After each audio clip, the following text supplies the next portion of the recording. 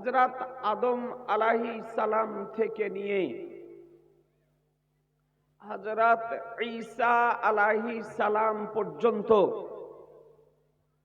যত নবী রাসূলগণ পৃথিবীতে এসেছিলেন, আল্লাহ তাআলা তাদেরকে মুজিজা দিয়ে প্রেরণ করেছিলেন। কি দিয়ে? একটু কথা বলতে হবে তো। মুজিজা দিয়ে প্রেরণ করেছিলেন। কোন নবীকে 4টি মুজিজা, কোন নবীকে 3টি মুজিজা, কোন নবীকে 5টি মুজিজা। এই রকম করে আল্লাহ আদম আলাইহিস সালাম থেকে নিয়ে ঈসা আলাইহিস সালাম পর্যন্ত সমস্ত নবী রাসূলদেরকে মুজিজা দিয়ে পৃথিবীতে পাঠিয়েছিলেন। আর আল্লাহ তাআলা আমাদের নবীকে মুজিজা করে পৃথিবীতে পাঠিয়েছেন। একটু সুবহানাল্লাহ বলা যাবে না? একটু জোরে বলেন, একটু মনোযোগ সহকারে বুঝতে হবে। চাঁদা দিতে হবে, কালেকশনের জালসা, এটা হচ্ছে মূল উদ্দেশ্য। সুতরাং কালেকশনটাও দিতে হবে আর একটু ওয়াজও শুনতে হবে, নাকি বলছেন? অমনোযোগ সহকারে শুনলে কিন্তু হবে না। হ্যাঁ, দেয়া কোনো অসুবিধা নাই। মানব শেখ 500 টাকা, সাদ্দাম হোসেন 500 টাকা, ফুলজার শেখ 500, রহিমা বিবি 500, আর বেনামে 500। কারণ টাকা দিয়ে নাম যদি না বলা যায় তো মানুষটা খুব কষ্ট পায়। ও আপনার আবু আনাস 500, বলে যে কই আমি টাকা দিলাম তো আমার নামটা বললো না। তো কালী শঙ্করপুরের বানাই শেখ 5000 টাকা দেবে। বানাই শেখ 5000 টাকা দেবে। আলহামদুলিল্লাহ, আল্লাহ যেন কবুল করে। দোয়া করবো ইনশাল্লাহ, ইনশাল্লাহ দোয়া করবো। একটু ওয়াজটা শোনেন, নাকি বলছেন? আচ্ছা, বাপ মা দাদা দাদি সবারই নামে দোয়া করে দেবো। ও বলেছে বাপ মা ও ওর দাদা দাদিরও জন্য দোয়া করে দেব, নানা নানির জন্য দোয়া করে দেব। মায়েরা দিয়েছে, মায়েদেরকে গিয়ে বলেন যে একটু চুপ করেন, একটু মুখ বন্ধ করেন। ভারত বন্ধ যদি ডাকে আপনার, ভারত বন্ধ হবে। কিন্তু যদি কোন মানুষ যদি বলে মহিলাদের মুখ বন্ধ 1 ঘন্টার জন্য, 1 ঘন্টা কেন 5 মিনিট আপনার পারবেন। কেউ যদি মনে করে যে মহিলাদের মুখ বন্ধ করে রাখবো, সম্ভব নয়। আর মুখ বন্ধ আপনার হবে না। রেল বন্ধ হবে, ট্রাম বন্ধ হবে, ট্রাক বন্ধ হবে, বাস বন্ধ হবে, হরতাল সব হবে, কিন্তু ওদের হরতাল হবে না। বুঝতে পারলে? বাসে, ট্রেকারে চেপে, টোটোতে চেপে দেখছি 2-3টা পুরুষ বসে আছে, কোনো কথা নাই। অথচ 2টা মহিলা, অতি আপনার আর ঝঞ্ঝটের শেষ নাই, টোটোর ওপরে। তো মা বোনদেরকে বলবো বেশি কথা বলাইন না। জালসা শুনতে এসেছেন, পর্দার আড়ালে আছেন, মুখটা বন্ধ করে রাখেন। আপনাদের আওয়াজ যেন পুরুষদের কর্ণকোহরে এসে ধাক্কা যেন না মারে। আলাউদ্দিন শেখের 2000 টাকা দিয়েছে, আলহামদুলিল্লাহ। আরিফ শেখ 500 টাকা দিয়েছে, আলহামদুলিল্লাহ, আল্লাহ যেন কবুল করে নাই। এ বাবু তুমি ফিট করে দিয়ে চট করে সরে যাও।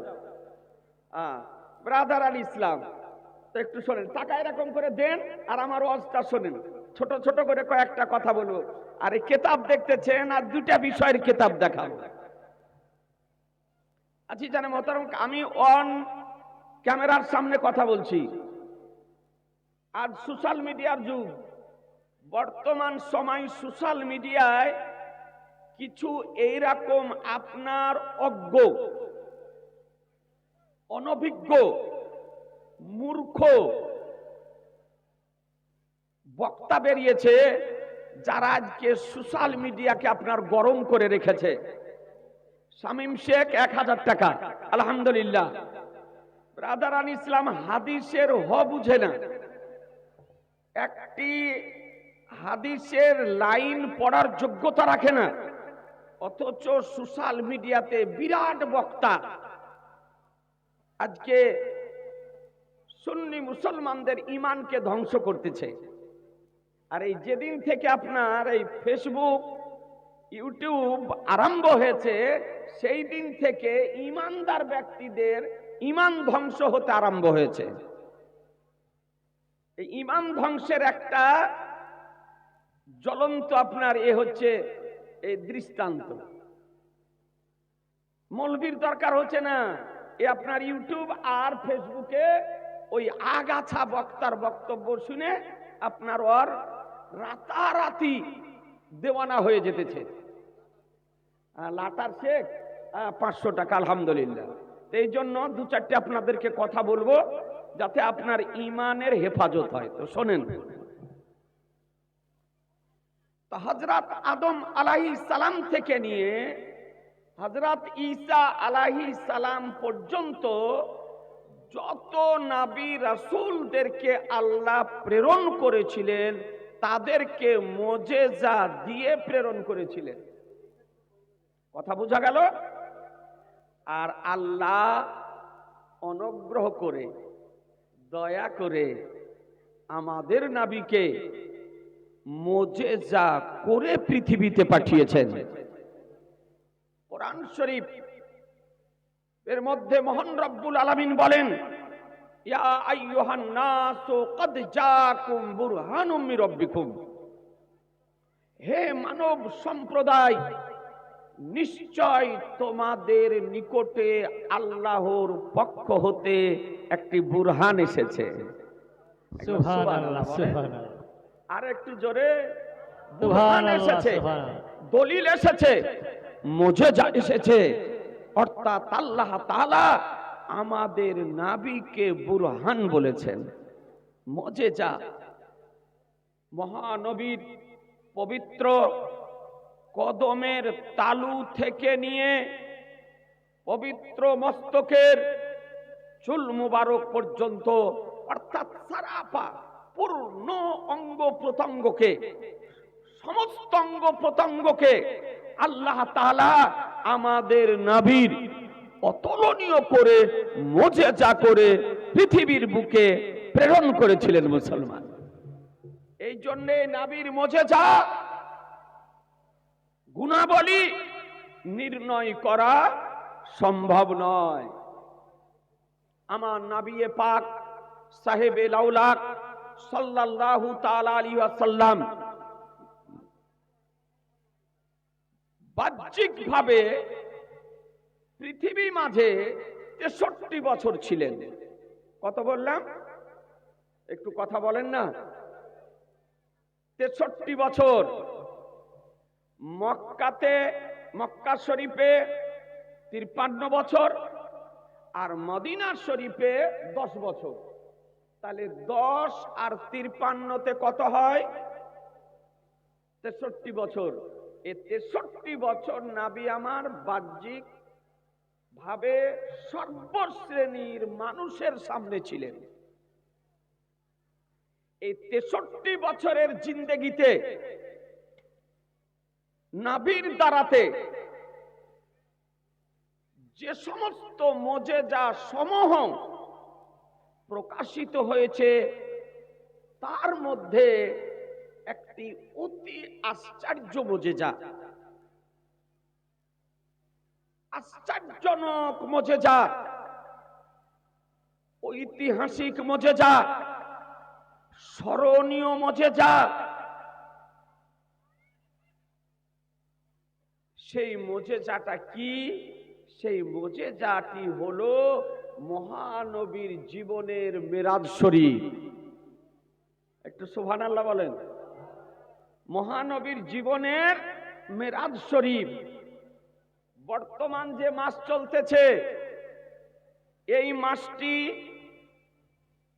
1445 হিজরির 8তম মাস, যে মাসটির নাম হলো শাবানুল মুআজ্জাম। শাবান মাস, আজকে 4 তারিখ। এই শাবান মাসের পূর্বে যে মাস ছিল 1445 হিজরির 7তম মাস, যে মাসটির নাম ছিল রজবুল মুরাজ্জাব। রজব মাস। এই রজব মাসের 26 তারিখ দিবাগত অন্ধকারাচ্ছন্ন রাত্রিতে, কালো ঘুটঘুটে রাত্রিতে মহানবীর সশরীরে আত্মা এবং দেহ, শরীর, দেহ এবং আত্মা সহকারে সশরীরে মহানবীর মেরাজ শরীফ সংঘটিত হয়েছিল মুসলমান। শুনেছেন না? জি, নবীর মুজিজা সমূহের মধ্যে একটি অতি আশ্চর্য মুজিজা, যে নবী আমার সশরীরে মেরাজ শরীফে গিয়েছিলেন। আজিজানে মোহতারাম, একটু আপনাকে আলোকপাত করি মাদ্রাসার জালসা। আজিজানে মোহতারাম, কোরআন শরীফ খোদার কালাম 15 পারা সূরা বানী ইসরাইল 1 নম্বর আয়াত, মহান রব্বুল আলামিন বলেন, সুবহানাল্লাযী আসরা বিআবদিহি লাইলাম মিনাল মাসজিদিল হারাম ইলাল মাসজিদিল আকসা ইলা মাসজিদিল আকসা আল্লাযী বারাকনা হাওলাহু লিনুরিয়াহু মিন আয়াতিনা ইন্নাহু হুয়াস সামিউল বাসীর। ও মহান পবিত্র আল্লাহ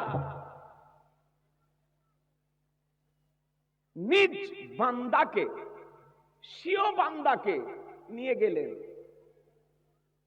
রাত্রির সামান্য সময়ে মসজিদে হারাম থেকে মসজিদে আকসা। একটু সুবহানাল্লাহ বলেন, সুবহানাল্লাহ। নবীর মেরাজের বর্ণনা আল্লাহ দিতেছেন কোরআন শরীফের মধ্যে, যে মহান আল্লাহ পবিত্র, যিনি নিজ বান্দাকে নিয়ে গেলেন রাত্রির সামান্য সময়, লাইলান, রাত্রির সামান্য সময়ে মসজিদে হারাম হতে মসজিদে আকসা পর্যন্ত। মসজিদে হারাম বলা হয় বাইতুল্লাহ শরীফকে, কাবা শরীফকে, আর মসজিদে আকসা বলা হয় আপনার বাইতুল মুকাদ্দাস মসজিদকে। আল্লাযী বারাকনা হাওলাহু, যার আশপাশে আমি বরকত রেখেছি। আল্লাহ বলেন যে যার আশপাশে আমি বরকত রেখেছি। লিনুরিয়াহু মিন আয়াতিনা, কে আমি তাকে আমার নিদর্শন বলি দেখানোর জন্য, তাকে আমার নিদর্শন বলি দেখানোর জন্য। ইন্নাহু হুয়াস সামিউল বাসীর, নিশ্চয় তিনি শ্রবণকারী এবং দর্শনকারী। এ বেরাদার আল ইসলাম, এ হলো আয়াতের অনুবাদ। আয়াত থেকে কয়েকটি প্রশ্নের সমাধানও পাওয়া গেল। নবীকে নিয়ে গেছেন কে? কথা বলতে হবে, কথা বুঝাতে পারছি না মনে হয়। নবীকে নিয়ে গেলেন কে? আল্লাহ। রাত্রে না দিনে? রাত্রে। পুরা রাত্রে না রাত্রির সামান্য সময়ে? রাত্রির সামান্য সময়। কোথা থেকে কোথায়? মসজিদে হারাম থেকে মসজিদে আকসা। কেন নিয়ে গেলেন? তা আল্লাহ তাআলা যে নিদর্শন বলি তৈরি করে রেখেছেন, সেই নিদর্শন বলি নবীকে দেখানোর জন্য। সুবহানাল্লাহ। কথা বোঝা গেল? এ বেরাদার আল ইসলাম, আপনাদেরকে বলতে চাই, এটা কোরআন শরীফের। মৃত্যু বাবার নামে দিয়েছে 200 টাকা, আলহামদুলিল্লাহ। হ্যাঁ, এরকম টুকটুক করে দেন আর শোনেন, কিন্তু কথা বলেন না, তাহলে হবে। কোরআন শরীফের আয়াতের অনুবাদ একদিকে রাখুন, চলুন একটু হাদিস শরীফ দেখি। সিহা সিত্তার মধ্যে একখানা হাদিস, তার নাম হলো নাসাই শরীফ, পিওর আরবি, পেজ নাম্বার 451, হাদিস number 451, page number 61, print Darus Salam, Riyad, Saudi আরব। হাদিস নাম্বার 451। সহিহ সনদ সহকারে বিশুদ্ধ হাদিস। হাদিসের রাবী হযরত আনাস ইবনে মালিক রাদিয়াল্লাহু তাআলা আনহু, তিনি হাদিস বর্ণনা দিতেছেন। আনাস ইবনে মালিক রাদিয়াল্লাহু তাআলা আনহু, আজিজানে মুহতারাম, যে নবী পাক সাহেবে লাউলাক সাল্লাল্লাহু তাআলা আলাইহি ওয়াসাল্লাম উম্মে হানির ঘরে রজবের 26 তারিখ দিবাগত রাত্রে নবী আমার আরাম করতেছিলেন। উম্মে হানিকে আমার নবী পাকের আপন চাচাতো বোন। উম্মে হানি কে বললাম? নবী পাকের আপন চাচাতো বোন উম্মে হানি বিনতে আবি তালিব, আবু তালিবের কন্যা উম্মে হানি।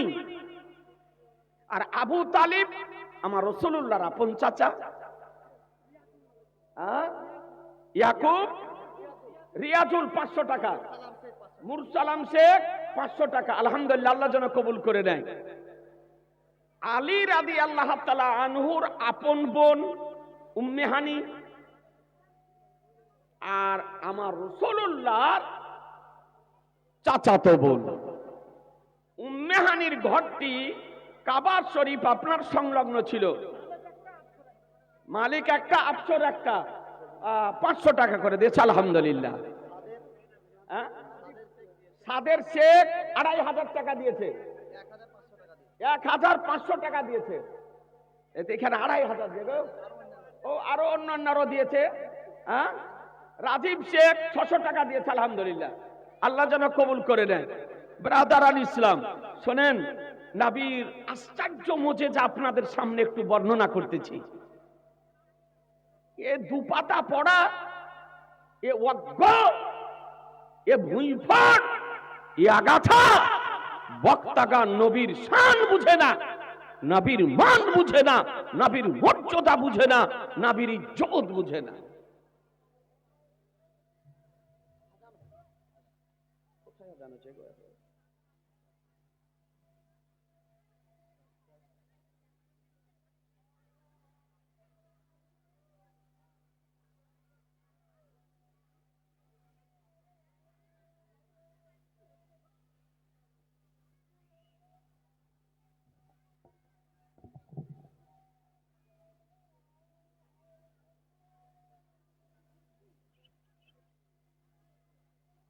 আজিজানে মোহতারাম, তেরা নবীর শান মর্যাদা সম্মান বুঝে না, এই জন্য নবীকে নিয়ে আজকে তারা সমালোচনা করতেছে। ব্রাদার, কাবা শরীফের পার্শ্বে উম্মে হানির ঘর ছিল, আর এই ঘরে নবী আমার আরাম করতেছিলেন। অন্ধকার রাত্রি, এহেন রাত্রিতে মহান রব্বুল আলামিন জিবরাইল আলাইহিস সালামকে ডাক দিয়ে বলেন, জিবরাইল, জান্নাতে চলে যাও। জান্নাতে গিয়ে একটি পশু, একটি আমার নবীর জন্য যানবাহন নির্বাচন করো, আর যানবাহন নির্বাচন করে আমার নবীকে নিয়ে আসার জন্য চলে যাও। আজকে আমার নবীর মেরাজের রাত্রি, আমার নবীকে নিয়ে এসো গিয়ে। আল্লাহ পাঠাচ্ছেন কাকে? হযরত জিবরাইল আলাইহিস সালাম, সাইয়্যিদুল মালাইকা, সমস্ত ফেরেশতাদের সর্দার জিবরাইল আলাইহিস সালাম ফেরেশতার জামাত নিয়ে জান্নাতে গিয়ে, হাদিসের সারমর্ম বলতেছি, জান্নাতে গিয়ে একটি বুরাক নবীর জন্য নির্বাচন করলেন, যানবাহন পশু নির্বাচন করলেন নবীকে নিয়ে যাওয়ার জন্য। আজিজানে মোহতারাম, তার নাম হলো বুরাক। তার নাম কি বললাম? জোরে বলেন না, বুরাক। এ পশুটা দেখতে কত বড়? তো হাদিস শরীফে এসেছে, নাসাই শরীফে, যে গাধার চেয়ে একটু বড়। গাধার চেয়ে, গাধা দেখতেন না, গাধার চেয়ে একটু বড়। আর যে খচ্চর হয়, খচ্চরের চেয়ে একটু ছোট। খচ্চরের চেয়ে একটু ছোট আর গাধার চেয়ে একটু বড়, এই রকম একটি যানবাহন জান্নাতে গিয়ে সাইয়্যিদুল মালাইকা জিবরাইল আলাইহিস সালাম নির্বাচন করে নিয়ে ফেরেশতার জামাত নিয়ে নবীর ঘরে উপস্থিত হয়েছেন। মা বাবার নামে 500 টাকা দিয়েছে, নবী আমার আরাম করছেন। জিবরাইল আলাইহিস সালাম এসে হাজির। নবী আমার আরাম করা অবস্থাতে যেমন বুঝতে পারেন, জাগ্রত অবস্থাতে তেমনই বুঝতে পারেন, একই রকমের নবী আমার বুঝতে পারেন। এ বেরাদার, নবী দেখছেন জিবরাইল আলাইহিস সালাম আসতেছে। আসলে জিবরাইল, কি ব্যাপার এই অন্ধকারাচ্ছন্ন রাত্রিতে তুমি? বলে, ইয়া রাসূলুল্লাহ, আজকে আপনার মেরাজের রাত্রি, আজকে আপনার মেরাজের রাত্রি, আজ আল্লাহ আপনাকে নিয়ে যাওয়ার জন্য আমাকে পাঠিয়েছে। আপনাকে নিয়ে যাওয়ার জন্য নবীর কি শান, একটু ভেবে দেখবেন। নবী আরাম করতেছেন আর নবীকে নিয়ে যাওয়ার জন্য আল্লাহ তাআলা জিবরাইল আলাইহিস সালামকে প্রেরণ করে দিয়েছেন। মুসলমান,